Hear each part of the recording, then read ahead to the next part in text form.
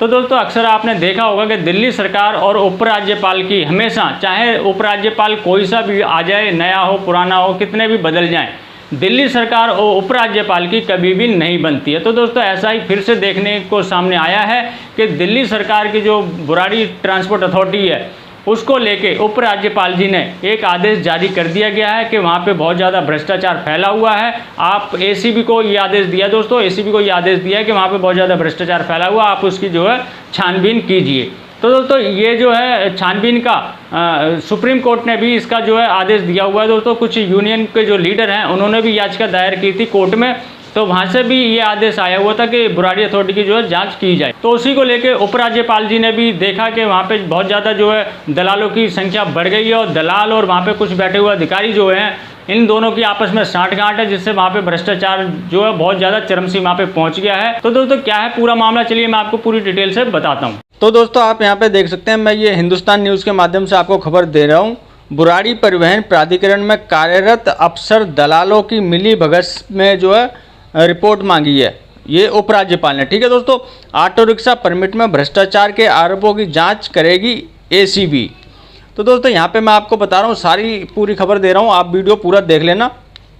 तो दोस्तों यहाँ पे साफ साफ लिखा हुआ है, राजधानी में ऑटो रिक्शा परमिट में भ्रष्टाचार के आरोपों की जांच भ्रष्टाचार निरोधक शाखा एसीबी करेगी। राजनिवास के सूत्रों के मुताबिक उपराज्यपाल बीके सक्सेना, जी हाँ दोस्तों, ये बीके सक्सेना जो है नए उपराज्यपाल बने हैं। शुक्रवार को उन्होंने एक जो है निर्देश जारी किया है, बुराड़ी परिवहन प्राधिकरण में कार्यरत अधिकारी और दलालों के बीच मिली भगत की जांच करने और महीने भर के अंदर रिपोर्ट सौंपने के निर्देश दिए हैं। जी दोस्तों, ये एसीबी को निर्देश दिए हैं कि 1 महीने के अंदर आप जांच कीजिए और वहां की जो भी जानकारी मिले वो मुझे उसकी रिपोर्ट दीजिए। सूत्रों के मुताबिक उपराज्यपाल द्वारा एसीबी को जारी निर्देश में कहा गया है कि वे बुराड़ी परिवहन प्राधिकरण में कार्यरत अधिकारियों, ऑटो फाइनेंसरों, अनअधिकृत डीलर और दलालों के बीच मिली भगत और भ्रष्टाचार की जाँच करें।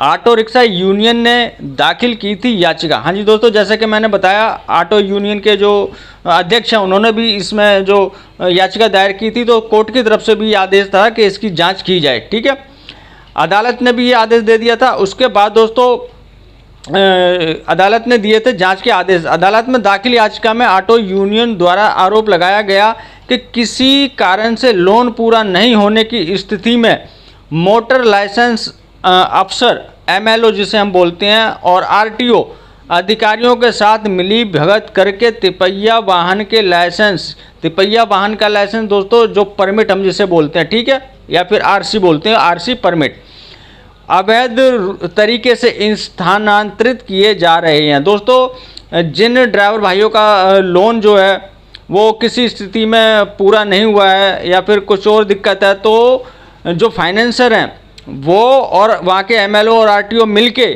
उनका जो ऑटो है वो किसी और के नाम पे ट्रांसफ़र करा रहे हैं बिना मतलब ड्राइवर की मर्जी के और बिना ड्राइवर को बताए, चुपचाप वहाँ जाते हैं और इनकी मिली भगत से वो किसी और के नाम पे ट्रांसफ़र कर देते हैं।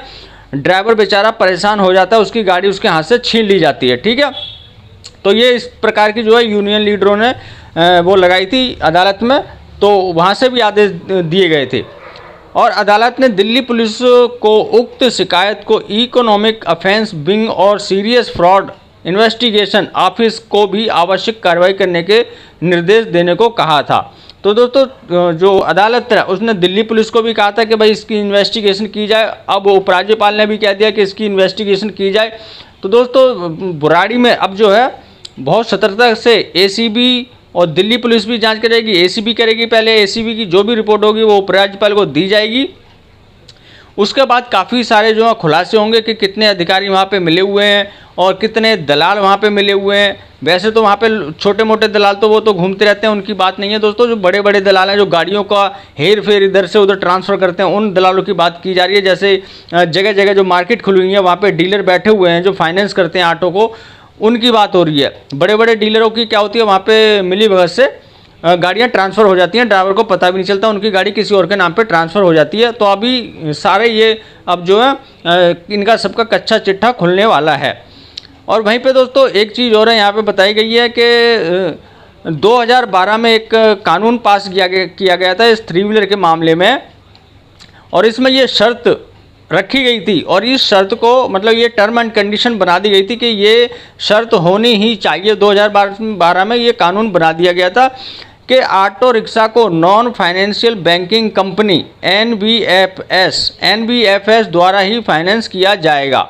मतलब ये था कि 2012 में जो ऑटो का कानून बनाया था उसमें ये कहा गया था कि जो ऑटो फाइनेंस होगा वो NBFS के माध्यम से ही फाइनेंस होगा, लेकिन इसका भी पूरी तरीके से पालन नहीं किया जा रहा है प्राइवेट फाइनेंसरों के द्वारा, और इस जो इन्होंने शर्त रखी थी इन शर्तों का पूरी तरीके से उल्लंघन किया जा रहा है। तो दोस्तों आने वाले कुछ दिनों में ही इनकी जो है सारी पोल पट्टी खुलने वाली है। जो भी अधिकारी वहाँ पे बैठे हैं उनकी, और जितने भी ये डीलर हैं, फाइनेंसर हैं, इन सब की, तो काफ़ी सारे ऐसे ऑटो पाए जाएंगे जिनके ड्राइवर बिना ड्राइवर की मर्जी के ऑटो जो है ट्रांसफ़र किए गए हैं। तो सबका कच्चा चिट्ठा खुलने वाला है।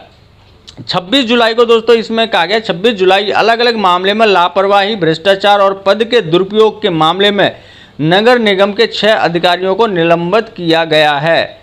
तो जो उपराज्यपाल हैं वो किसी को बख्शने वाले नहीं है। अभी एक तो नए बने हैं, तो आपको पता है नया कोई अफसर आता तो कितना कड़क होता है।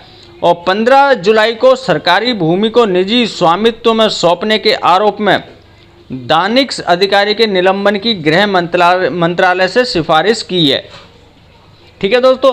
और 22 जून को दिल्ली सरकार में तैनात 3 अधिकारियों पर निलंबन की कार्रवाई, इन पर भी भ्रष्टाचार और पद के दुरुपयोग के आरोप हैं। तो दोस्तों जब ये ACB जांच करेगी और अपनी रिपोर्ट सौंपेगी तो दोस्तों जिनके भी इसमें नाम सामने आएंगे, चाहे वो फाइनेंसर हो, चाहे वो कोई वहाँ का बुराड़ी अथॉरिटी का कोई अफसर हो, कोई भी हो, भाई साहब उसका वहाँ से या तो वो वहाँ से निलंबित हो जाएगा, और जो फाइनेंसर हैं उनका लाइसेंस रद्द कर दिया जाएगा, और उनको उनमें जो भी सज़ा होगी वो उनको मिलेगी। ठीक है दोस्तों। तो अब ये काम होने वाला है, तो हो सकता है इससे कुछ ऑटो ड्राइवर भाइयों को फ़ायदा मिले। जैसे कि कई ऑटो ड्राइवर भाई ऐसे हैं जिनके ऑटो फाइनेंसरों ने छीन लिए, बिना बताए उनका नाम, उनकी गाड़ी किसी और के नाम पे ट्रांसफ़र कर दी। तो ऐसे ड्राइवर भाइयों को इससे फ़ायदा मिल सकता है। तो दोस्तों ये थी मेरी छोटी सी जानकारी। आशा करता हूँ आपको अच्छी लगी होगी। अच्छी लगी हो तो लाइक कर देना, चैनल को सब्सक्राइब करना मत भूलना। दोस्तों मिलते हैं किसी और जानकारी से भरपूर वीडियो में, तब तक के लिए जय हिंद, जय भारत।